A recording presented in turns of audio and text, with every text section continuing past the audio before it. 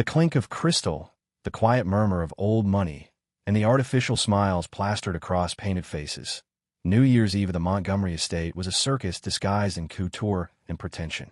I'd attended their family dinners for years, enduring Gerald Whitmore's smug lectures, Whitney's sharp jabs disguised as wit, and Lauren's quiet compliance. But this night, something snapped.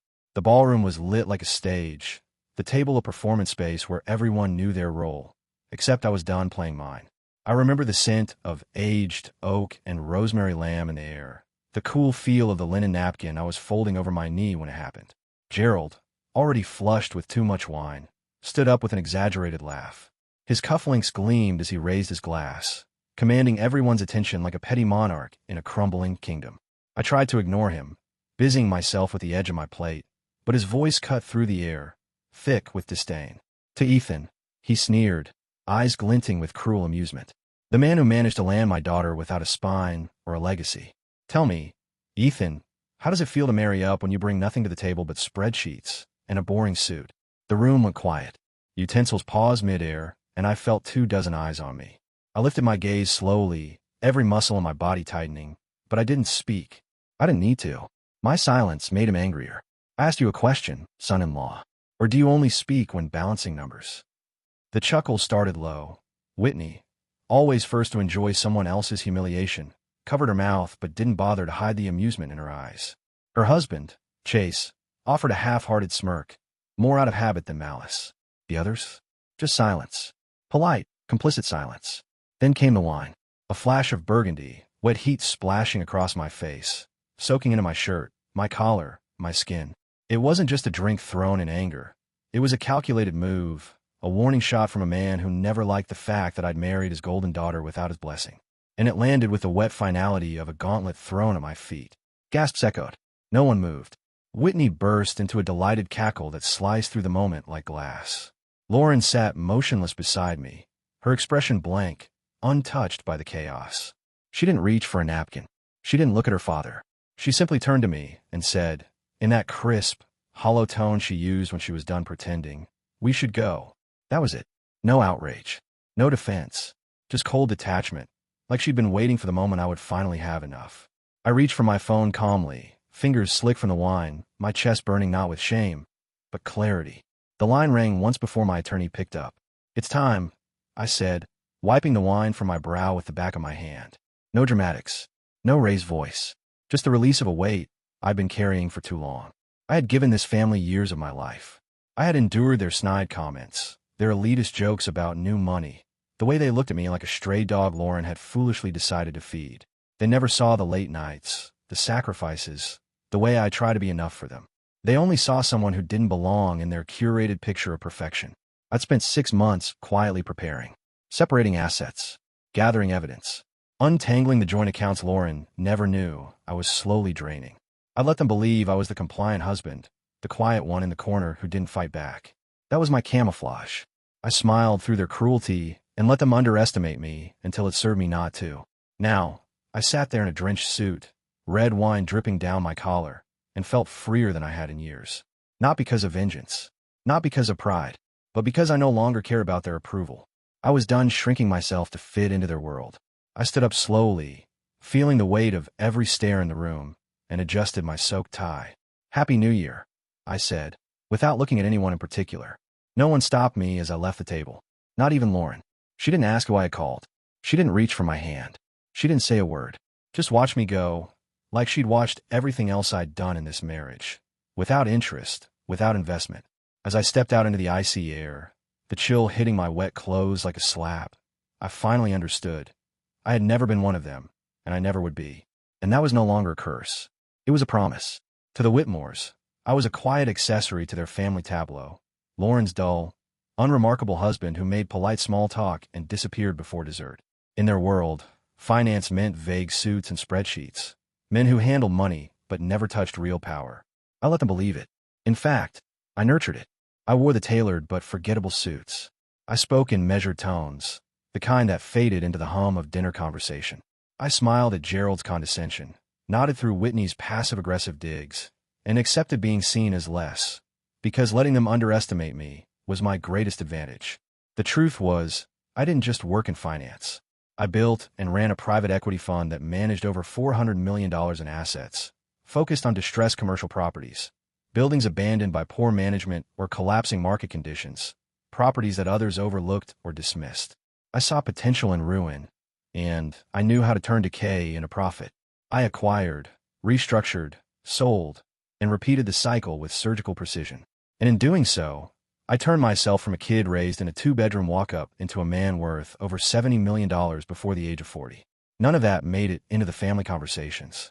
Lauren never asked about my work beyond what was necessary to maintain appearances, and I never volunteered more than surface-level answers. The Whitmores thrived on image, on showmanship, on legacies built by men who hadn't needed to earn their fortunes, but had merely inherited them. Gerald once told me during a 4th of July brunch that true wealth isn't built, it's passed down.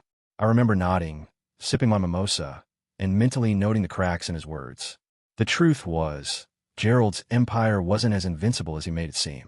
Whitmore & Sons was a name he carried with pride, a family-run investment firm with roots in post-war real estate and conservative energy holdings. But beneath the polish, the numbers were fragile. Their returns had been declining steadily for years. Gerald had over-leveraged during the last real estate bubble, buying into prestige projects that bled money.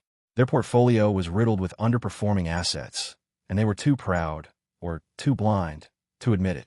I knew this because I'd spent the last 6 months quietly compiling data, tapping contacts, and pulling records. I knew the holding companies they'd tucked their losses under. I knew which banks they were behind on payments with. I knew about the unpaid contractors, the tax loopholes stretched thin, and the silent partners who were growing increasingly nervous. I even knew about the shell companies they used to shuffle cash, the offshore accounts tied to Whitney's husband Chase, and the pending SEC inquiries that hadn't yet made the news. They saw me as a harmless background figure, a man with no edge, no teeth. What they didn't see was the man who had spent his career dismantling men exactly like Gerald Whitmore. Men who thought bloodlines insulated them. Men who made power into theater, but didn't understand the calculus behind real dominance. I played the part they cast for me because it gave me access. I was there at the family foundation board meetings, watching how they funneled donations to mask losses. I sat beside Lauren at charity galas, listening to Chase brag about boutique investment opportunities that were little more than Ponzi schemes dressed in bespoke suits. Every dinner, every smirk, every dismissive glance, it all gave me more insight. They didn't realize they were handing me the blueprint to dismantle them piece by piece. I wasn't driven by revenge. Not initially. When I married Lauren, I genuinely wanted to be part of something lasting. I thought I could adapt, smooth the sharp edges of my background to fit into their world. But their contempt didn't come from anything I did. It came from who I was. To them, someone without a storied surname, without connections to Ivy League endowments or private clubs in the Hamptons, would never be an equal. I was tolerated, never respected. And eventually, I stopped caring about fitting in and started preparing to walk out, with leverage. I moved quietly. Subtle reallocation of marital assets, new trusts in my name, liquidating certain shared investments that Lauren never paid attention to. I ensured that when the time came, my exit would be clean, silent, and fortified. They thought they were mocking a man who brought nothing to the table. In reality, I had already bought the table, leased the land beneath it, and was drawing up plans to turn it into a parking lot. I wasn't angry when Gerald threw that wine in my face.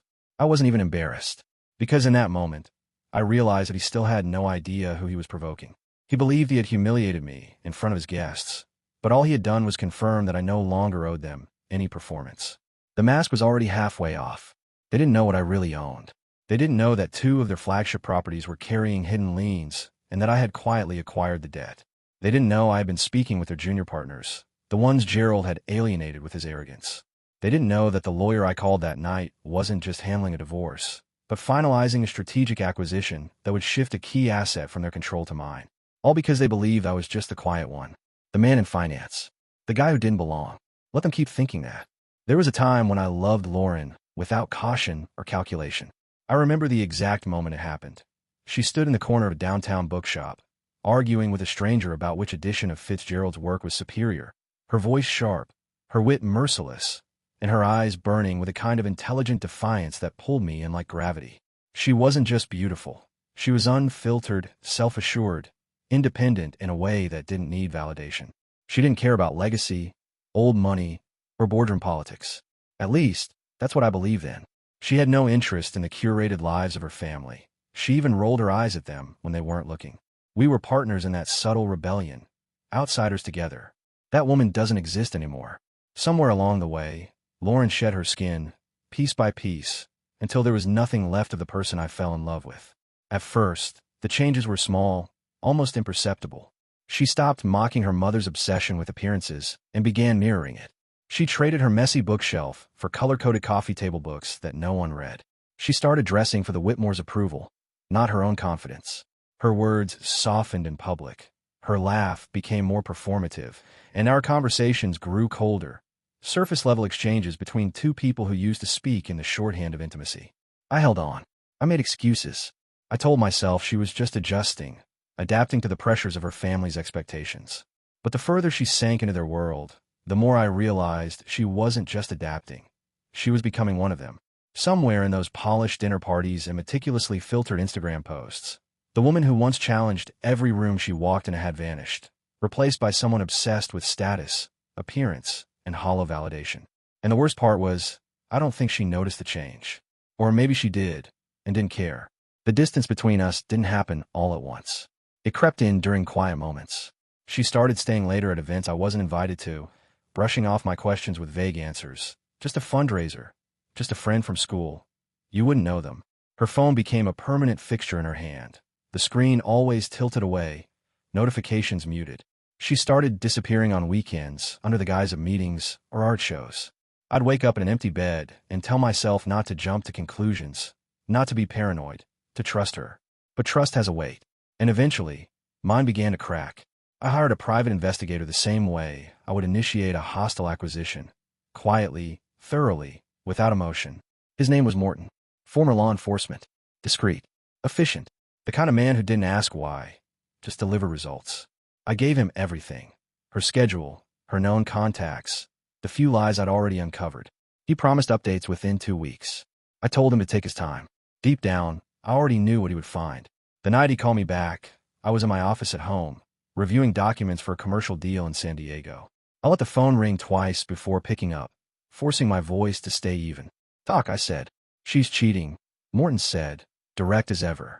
His name's Adrian, owns a gallery in Tribeca. They've been seeing each other for at least 3 months. More, if I had to guess. She's careful, but not careful enough. They've been meeting in hotels, mostly during her gallery committee meetings. How about photos, video, messages?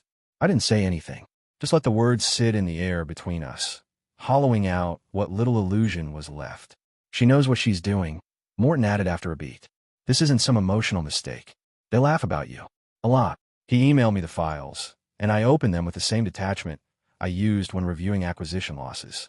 There was Lauren, stepping into a discreet entrance of a boutique hotel in Soho, sunglasses on, coat tucked neatly around her.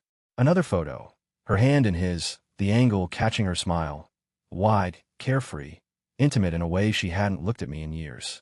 I played a video, grainy but clear, showing the two of them leaning close in the corner of a dim restaurant, her hand on his thigh, his lips brushing her ear. But it was the text that broke whatever part of me still clung to hope.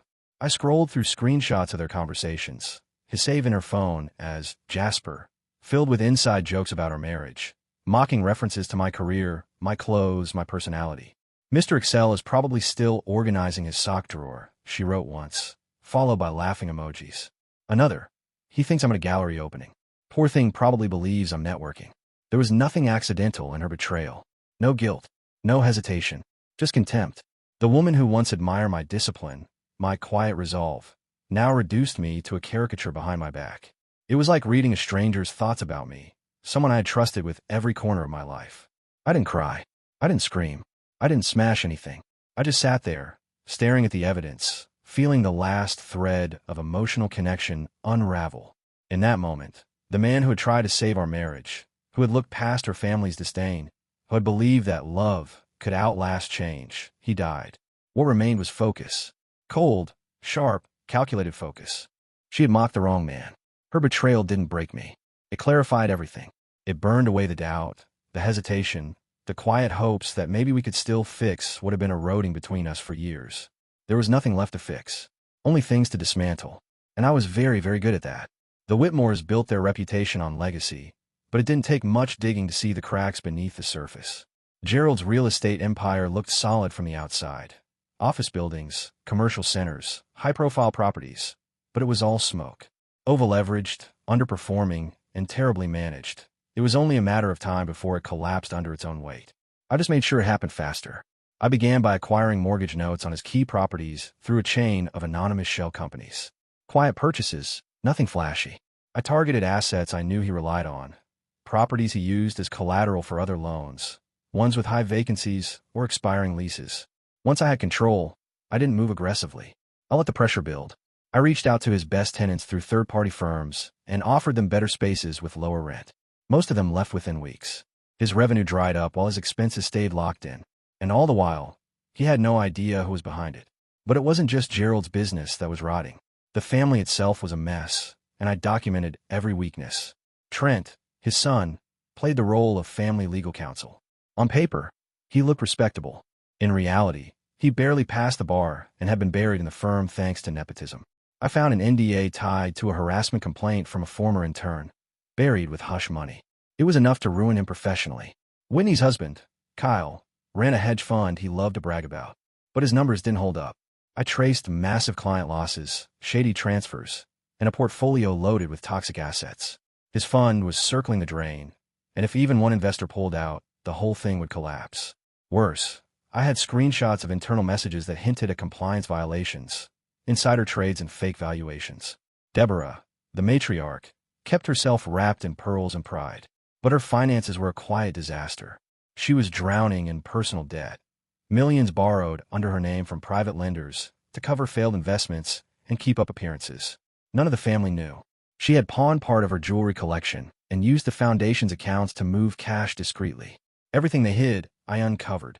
They dismissed me for years, treated me like a placeholder, a silent shadow at their table. They thought I was harmless, the quiet one in finance, the man who got lucky marrying into old money. They didn't realize I was documenting every weakness, every liability, every skeleton. And now, I owned the very debts that kept their empire alive. The moment the wine hit my face, I knew I was done pretending. It wasn't the sting of the alcohol or the silence that followed. I'd experienced worse. What struck me was how familiar their reactions were. Gerald's smug satisfaction, Whitney's shrill laugh, the forced neutrality on everyone else's faces. And then Lauren, my wife, sitting motionless beside me, unfazed, as if I were a stranger. That was the final confirmation that I didn't belong in that room, and I never had. I wiped the wine from my face with the same napkin I had laid across my lap only minutes earlier. Then, without raising my voice, I stood up, reached into my jacket, pulled out my phone, and made a single call. My attorney answered on the first ring. "Execute everything," I said, and hung up. The room hadn't moved. The air was still thick with tension, but now it was layered with confusion. Then I turned to face them, not as their son-in-law, not as the man they thought they could humiliate, but as the man who had quietly placed a loaded weapon on the table and was now pulling the trigger. "I'm filing for divorce," I said evenly, my voice cutting through the silence. "Effective immediately. My attorneys are already submitting the paperwork to the court, along with a restraining order against Lauren. Assets are frozen. Do not attempt to access any joint accounts." I watched Lauren's expression change, not to shock, not to sorrow, but to disbelief, like someone who had just realized the game wasn't rigged in her favor after all. Then I looked at Gerald. "As for you, what you just did, that was assault. I'll be pressing charges." He scoffed, waving a hand like I was being dramatic, but I didn't stop. "And before you start with the denials, I should let you all know," I said, reaching into my coat pocket. "New York is a one-party consent state." I pulled out the small pen-shaped device and set it on the table. "This has been recording for the last 45 minutes. Video and audio. You attacked me, unprovoked, in front of witnesses, and I have it all. Legally." Panic began to ripple through the room. I saw Whitney's face go pale. Chase gripped his wine glass so tightly I thought it might shatter. Deborah looked like she was about to faint. I wasn't finished. "In the coming days, each of you will receive notices," I continued, my voice steady. "Gerald, several of your properties will be entering foreclosure. The mortgage notes were quietly acquired by holding companies I control. Your tenants have already begun terminating their leases. Your liquidity is gone. By next quarter, your credit rating will collapse." I turned to Whitney. "Your husband's hedge fund is being reviewed by the SEC. Multiple whistleblower complaints have been filed, and your account's flagged. I'd advise against attempting any large transfers in the next 72 hours. Then to Trent, I'd also recommend you brush up on your bar ethics requirements. That harassment complaint you buried, It's going public. You'll be hearing from the state board. Finally, Deborah. Your personal debts, those high-interest loans? Several have been called in. You have 30 days to cover them or risk default. I assumed Gerald didn't know about them. He does now. By now, the room was chaos. Shouting, denial, tears, accusations flying between siblings. But I didn't raise my voice once. I didn't gloat. I didn't smile. I just watched the empire collapse from within, triggered not by revenge, but by a single glass of wine and years of silence finally ending. The morning after the dinner, my attorney began to roll out. It was precise, deliberate, and without pause. By 9 a.m., a courier delivered the divorce papers to Lauren at the penthouse, along with a copy of the surveillance footage and a detailed record of her infidelity. She didn't respond. Not at first. I knew she'd read every word. I'd made sure the evidence was undeniable, annotated, and time-stamped. She had spent months sneaking around, convinced she was smarter than me, convinced I was too passive to notice. Now, she was looking at a file so thorough, even her lawyer didn't bother arguing the facts. She walked away with far less than she ever imagined. Barely enough to maintain appearances for a season, let alone a lifestyle. Gerald received his notices the same day. The foreclosure proceedings hit his desk before lunch. 3 of his properties were already in pre-default. He called the banks to negotiate, only to learn they no longer control the notes. I did. I wasn't interested in meetings, calls, or explanations. I wanted his assets. I wanted him to feel the exact kind of silence I had endured for years sitting at his table while he mocked me. Within 72 hours, he realized half of his portfolio was slipping through his fingers, and there was nothing he could do to stop it. Trent didn't know what hit him. I pulled one of the firm's biggest clients, a multi-million-dollar account I had quietly redirected to another legal team months earlier, preparing for this moment. When the loss was announced, his name came up in every internal email thread. He tried to spin it, blamed junior staff, offered discounts, but the truth spread fast. Clients questioned his qualifications. That NDA from the harassment case resurfaced, this time on a legal blog that specialized in corporate ethics. No one said anything to his face, but emails went unanswered. Meetings were postponed. His phone calls weren't returned. He was still employed, but the damage was done. Kyle's collapse was louder. Once the rumors of internal instability hit the investor circles, the exits began. One client pulled out, then 3 more, then a domino effect that not even his publicist could contain. I didn't need to do much. The market corrected him.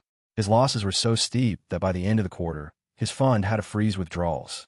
Whitney, ever loyal when the money was flowing, distanced herself almost immediately. She moved back into the family estate under the guise of space, but it was clear she'd already started looking for a softer landing. Deborah was the only one who reached out to me directly. She sent a letter, handwritten, floral stationery, the kind she used for thank you notes and holiday cards. She spoke of misunderstanding, of forgiveness, of the pressure they all lived under to maintain their image. She said she never meant to exclude me, that she only wanted what was best for Lauren. I read it once and set it aside. I didn't respond. She hadn't spoken to me in years, unless it was to offer commentary on my tie or question my posture. Now she wanted mercy. But mercy is something you extend to people who treat you like a person, not like a placeholder. The facade crumbled faster than I expected. In the span of weeks, the Whitmores went from a picture-perfect dynasty to scattered, isolated individuals trying to hold on to whatever scraps of power and pride they had left. Their holiday cards stopped. Their events dried up. The society columns noticed their absence. No statements were made. No headlines ran. But in the circles that mattered, everyone knew the truth. And I said nothing. I didn't need to. The silence was louder than anything I could have ever said. After the dust settled, I didn't feel triumphant. I felt still. For the first time in years, there was no tightness in my chest, no second-guessing, no performance to maintain. The silence that followed the Whitmore's collapse wasn't empty. It was clean. I got up early every morning, not out of obligation, but because I wanted to. My fund, unburdened by distraction and sentiment, began to grow faster than it ever had. We closed 2 of the most strategic acquisitions of my career in less than 6 months. Liquidity was strong, partnerships stable, and I had more leverage than ever. Not just over markets, but over my own time. I made decisions based on curiosity, not defense. One of those decisions led me to the Contemporary Art Museum downtown. It wasn't planned. I was invited to a quiet donors event by a client, the kind I usually declined. But that night I went, and everything changed. The museum was quiet, lit warmly but without spectacle. No one there cared about hedge funds or real estate holdings. The conversation revolved around expression, preservation, and the weight of ideas. That's where I met Amanda. She wasn't loud or overly charming. She didn't play to the room.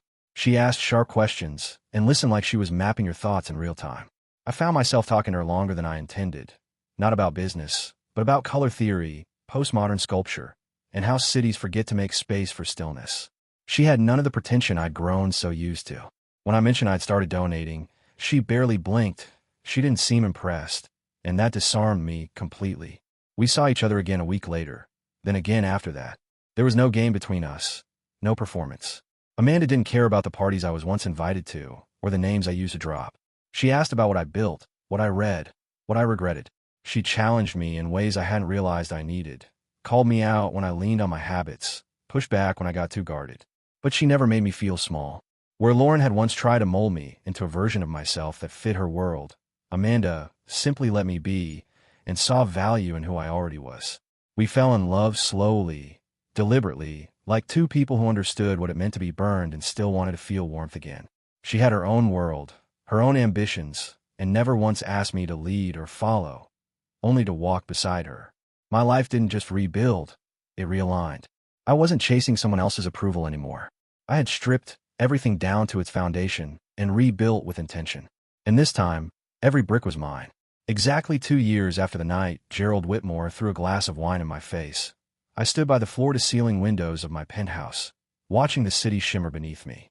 The room behind me was filled with laughter, music, and voices that didn't carry the weight of pretense. No curated perfection, no forced civility, just people I trusted, people I respected, and a woman at my side who had never once measured my worth by my status. There was no tension in the air, no performance to maintain, no tight smiles or polished insults hidden behind champagne flutes. Just life, quiet, loud, beautiful, and fully mine. I hadn't planned to mark the anniversary. I didn't need to. But as the countdown to midnight approached and the light caught the edge of the wine glass I was holding, I couldn't help but remember. Not out of bitterness. I felt none. The memory had dulled into something else. Perspective. That dinner, that moment, was supposed to humiliate me. Gerald thought he was teaching me a lesson, reminding me where I stood. In truth, what he did was something far greater. He showed me who they really were. He stripped away the last illusion and gave me permission to stop pretending. That glass of wine didn't ruin my life. It released it. Back then, I thought I needed their approval. I thought blending in, earning their respect, would mean something. I let myself believe that acceptance from people like the Whitmores validated success. But now I know better. Their approval came with conditions I was never meant to meet. I was only ever going to be tolerated, never embraced. And the moment I stopped chasing their acceptance was the moment I started living on my own terms. The lawsuits, the foreclosures, the carefully orchestrated collapse of their empire, those weren't revenge. They were consequences. I didn't ruin them. I simply stopped protecting them from the weight of their own arrogance. The real revenge wasn't in the damage I caused. It was in what I built after. A life filled with integrity, freedom, and joy. A relationship grounded in honesty, with someone who saw me clearly from the start. A career defined not by legacy or name, but by strategy, resilience, and my own damn merit. As midnight struck and the sky erupted in color, Amanda slipped her hand into mine and smiled. No expectation, no agenda, just presence. I looked around the room again and felt something I never once felt sitting at Gerald's table. Peace. Gerald thought he'd put me in my place with that wine glass. What he actually did was set me free. /